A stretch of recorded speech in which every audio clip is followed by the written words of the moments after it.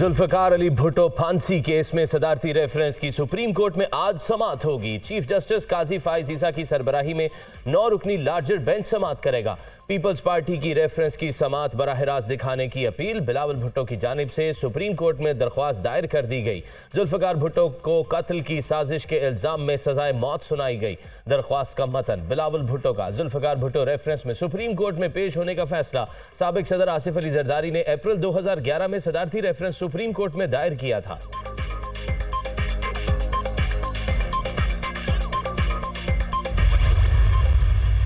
12 साल पहले सदर जरदारी अपना ज़ाती कैपेसिटी से नहीं as president of Pakistan filed reference. बहुत शुक्रगुजार है जस्टिस फाइज ईसा का कि ये फ़ैसला लिया गया कि एक बार फिर इस केस को वो सुनेंगे।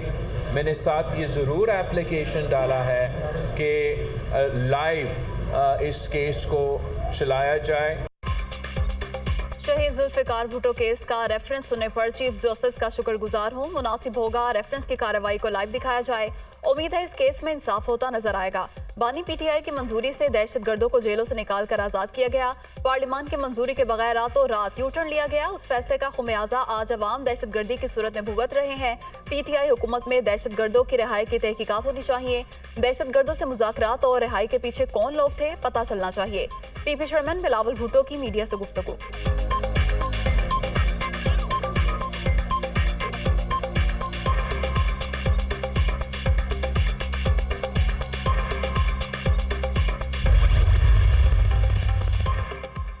डेरा इस्माइल खान में थाना दारबन पर दहशतगर्दों का हमला, 3 पुलिस एहलकार शहीद, 16 जख्मी। दहशतगर्दों ने थाने के मेन गेट से बारूद से भरी गाड़ी टकरा दी।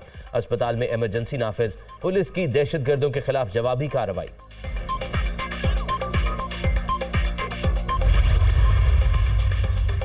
साइफर केस साबिक चेयरमैन पीटीआई और शाह महमूद कुरैशी पर आज फर्द जुल्म आयद की जाएगी। खुसूसी अदालत के जज अबुल हसनान जुल्करनैन अडयाला जेल में समाअत करेंगे।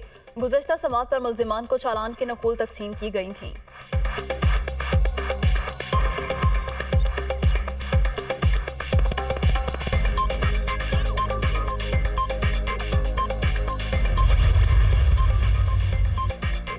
बुशरा बीबी और चेयरमैन पीटीआई की जमानतों का case. District and session court Islamabad ने बुशरा बीबी की जमानत में 2 जनवरी और साबिक चेयरमैन पीटीआई की उबूरी जमानत में 19 दिसंबर तक तौसीह कर दी।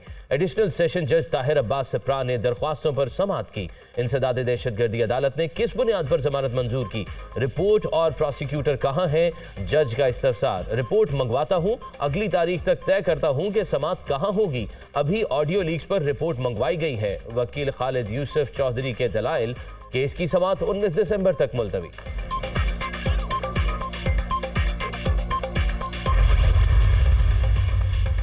Al-Azizia reference Islamabad high court में नवाज शरीफ की अपील पर समाअत आज होगी। Chief justice Islamabad high court की सरबराही में 2 रुकनी बेंच समाअत करेगा।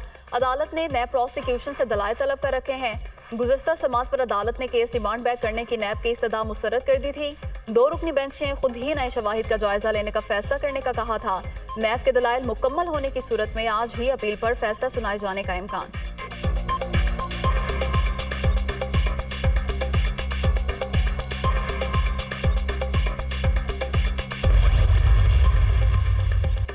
Ramzan sugar mills reference. Hamza Shahbaz एहतसाब अदालत में पेश। अदालत ने प्रोसिक्यूशन से रिकॉर्ड तलब कर लिया। समाअत 12 जनवरी तक मुलतवी।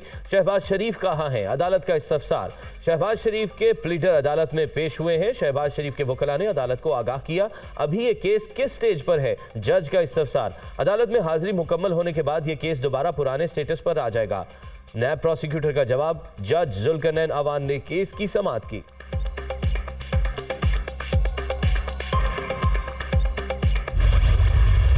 तहरीक इंसाफ ने अदम एतमाद के चंद रोज कबल हुकूमत देने की पेशकश की। तहरीक अदम एतमाद से 4 दिन पहले मुझे दोस्त के जरिए पैगाम भेजा गया, 2.5 साल की मुद्दत आप ले लें और तहरीक वापस ले लें, लेकिन मैंने मना कर दिया। आसिफ जरदारी का दावा, वजीर आजम का उम्मीदवार मैं भी हो सकता हूँ और बिलावल भी हो सकता है। अगर इंतखाबात 8 से 10 दिन आगे जाते हैं तो कोई फर्क नहीं पड़ता, मगर इससे ज्यादा आगे नहीं जाने चाहिए। मैंने ही नंबर पूरे करके शहबाज शरीफ को वजीर आजम बनाया था। बानी तहरीक इंसाफ को हटाना जरूरी था, वरना मुल्क बिक चुका होता। साबिक चेयरमैन पीटीआई को लाने में साजिश नहीं, एक माइंडसेट था। पीटीआई ने अफगान बाशिंदों के शनाख्ती कार्ड बनाकर दिए। ये अपने फायदे के लिए अफगान बाशिंदों की बात करते हैं। जुल्फिकार भुट्टो का जुडिशल कत्ल 40 साल कबल हुआ। मैंने 11 साल पहले रेफरेंस भेजा था, जो अब जाकर लगा है। चीफ जस्टिस जमहूरियत पर यकीन रखते हैं, हम उनके जमहूरी सोच की पजीराई करते हैं। साबिक सदर का निजी टीवी को इंटरव्यू।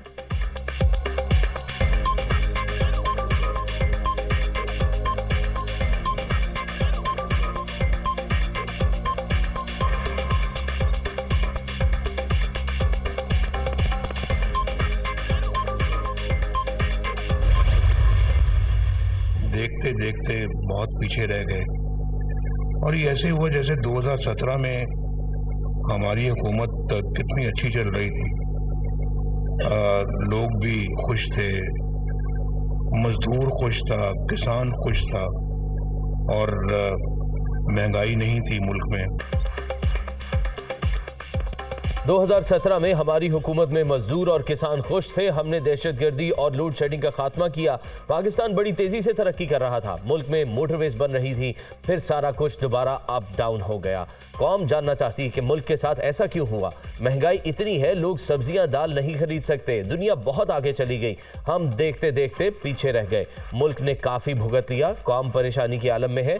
हमने मुल्क के साथ बड़ी ज्यादती की है। पाकिस्तान से हुई ज्यादती के अजाले के लिए अपनी जात से बुलंद होकर सोचना होगा।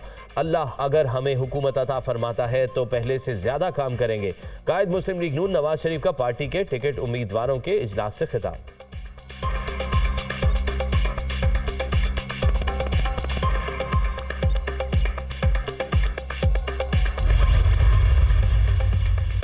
इंतखाबात की तैयारियां जारी। इलेक्शन कमीशन ने रिटर्निंग अफसरान का तकर्रुर कर दिया। डीआरओज और आरओज की तैनाती का नोटिफिकेशन जारी। डिप्टी कमिश्नर को डिस्ट्रिक्ट रिटर्निंग अफसरान की जिम्मेदारियां तफवीज कर दी गई। नोटिफिकेशन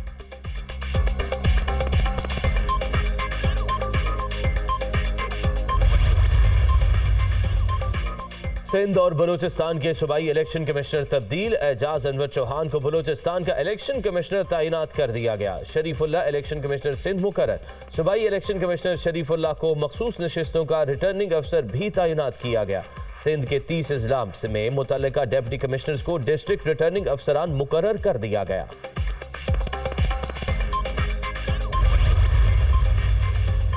पाकिस्तानी लीडर्स के इंतखाब में हमारा कोई किरदार नहीं। तर्जुमान अमरीकी महकमा खारजा। हम पाकिस्तानी अवाम के मुंतखब क़यादत के साथ तमाम मामलात पर बातचीत जारी रखेंगे।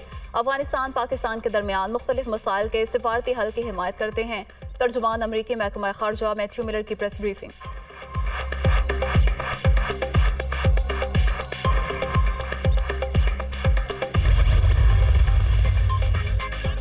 लाहौर की फजा बदस्तूर मुज़र सेहत। फजाई आलूदगी पर कंट्रोल करने की तमाम कोशिशें नाकाम। बागों का शहर आज फजाई आलूदगी के एतबार से चौथे नंबर पर। शहर का औसत क्वालिटी इंडेक्स 203 रिकॉर्ड। DHA का एयर क्वालिटी इंडेक्स 325 रिकॉर्ड। भारतीय शहर दिल्ली का पहला नंबर। तिब्बी माहिरीन का शहरियों को घरों से निकलते वक्त मास्क के इस्तेमाल का मशवरा। कोयटा में सब्जर रोड के इलाके में घर में गैस लीकेज से धमाका। मियां बीवी और 8 बच्चे झुलस कर जख्मी। सिविल अस्पताल के बर्न यूनिट मुंतकिल। बच्चों की उम्रें 8 माह से 7 साल के दरमियान है। धमाका कमरे में गैस भर जाने के बायस हुआ।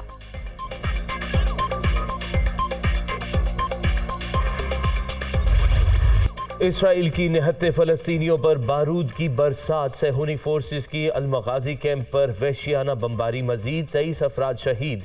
इसराइली फौज ने बैतुल अहिया में अक़वाम मुत्तहिदा के स्कूल पर भी बम बरसा दिए। अब तक शोहदा की मजमूई तादाद 18,000 से जायद हो गई। 50,000 फलस्तीनी जख्मी। गजा में जारी जारहियत के खिलाफ मकबूजा मगरबी किनारे में फलस्तीनियों की हड़ताल। मार्केट्स, दुकानें, स्कूल और कॉलेज बंद। हमास के इसराइली फौज पर भरपूर जवाबी वार। 40 इसराइली फौजी हलाक, 44 गाड़ियां तबाह करने का दावा। इसराइल के field command and control centre को मार्टर गोलों, धमाका खेज हालात से निशाना बनाया। गजा के अंदरूनी इलाकों में दाखिल होने वाले इसराइली फौज से दो बदू लड़ाई जारी है। हमास हुक्काम।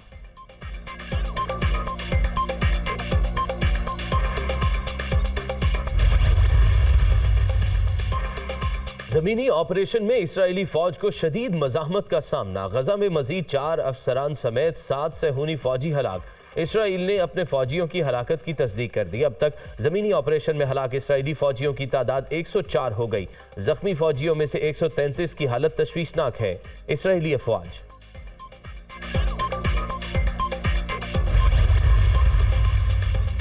इसराइल के गजा में वहशियाना हमले जारी। जबालिया कैंप में बमबारी से अल जजीरा टीवी के रिपोर्टर के वालिद शहीद। इसराइली फोर्सेज ने सहाफ़ी अनसर शरीफ को धमकी में इस पैगाम भेजा था। पैगाम में सहाफ़ी को जंग की कवरेज करने से रोका गया। रिपोर्टर की गजा पट्टी के जबालिया कैंप से रिपोर्ट नशर होने पर खानदान को निशाना बनाया। इसराइली हमलों में अब तक 10 खवातीन सहाफ़ियों समेत 86 मीडिया वर्कर शहीद हो गए।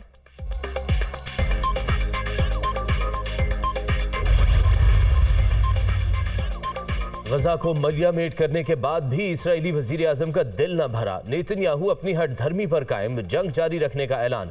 गजा में जंग जोरों पर है, हमास को शिकस्त देकर बहुत जल्द खत्म कर देंगे। हमास के कारकुनान फौरी तौर पर हथियार डाल दें। जंग बंदी के बगैर भी यरगमालियों को रिहा करवा लेंगे।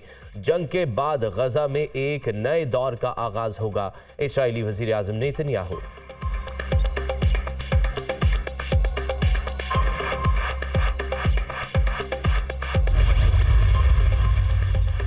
आलमी इदारे सेहत का गजा में फौरी जंगबंदी का मुतालबा। गजा की सूरत हाल तबाहकुन है, रिहायशी बुनियादी सहूलियात से महरूम है।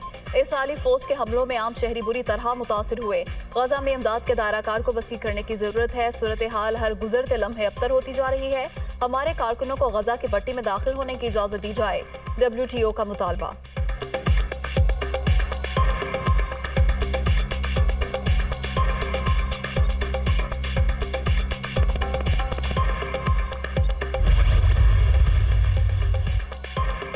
इसराइल ने फलस्तीन पर गैर कानूनी तौर पर कब्जा जमा रखा है। अमरीका इसराइल की पुष्टपनाही कर रहा है। ईरान और इसराइल दोनों ही मसला फलस्तीन के लिए 2 रियासती हल पर यकीन नहीं रखते। फलस्तीन के लोगों को अपनी मर्जी से हुकूमत बनाने की इजाज़त दी जाए। ईरानी वज़ीर ख़ारजा हुसैन अमीर अब्दुल्लाहियान का दोहा फोरम से वर्चुअल खिताब। उर्दन का गजा में फौरी जंगबंदी का मुतालबा। गजा में इसराइली फौज औरतों और बच्चों का कत्लेआम कर रही है। मसला फ़लस्तीन का हल 2 रियासतों का क़याम है। उर्दन के वज़ीर आज़म का खिताब।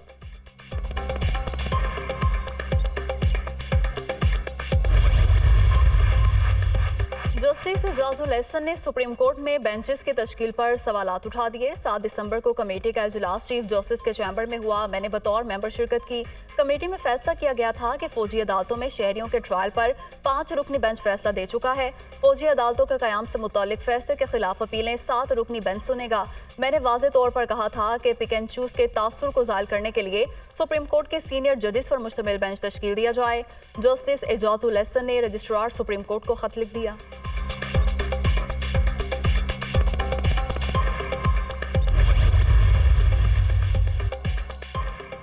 चीन पाकिस्तान के लिए अपनी मंडियां खोले, तजारत को बढ़ाना चाहते हैं। पाकिस्तान चीन के साथ तजारती खसारा कम करने के इक़दाम कर रहा है। CPEC का फ़ायदा दोनों मुल्कों की ताजिर बरादरी को पहुंचना चाहिए। 2 तरफा तजारत बढ़ने से आवाम को खुशहाली मिलेगी। निगरान वफाकी वज़ीर सनअत और तजारत की गुफ्तगू। गौहर एजाज की चीन के नायब वज़ीर तजारत ली फी से मुलाकात। पाक चीन 2 तरफा तजारत को बढ़ाने पर तबादला ख्याल।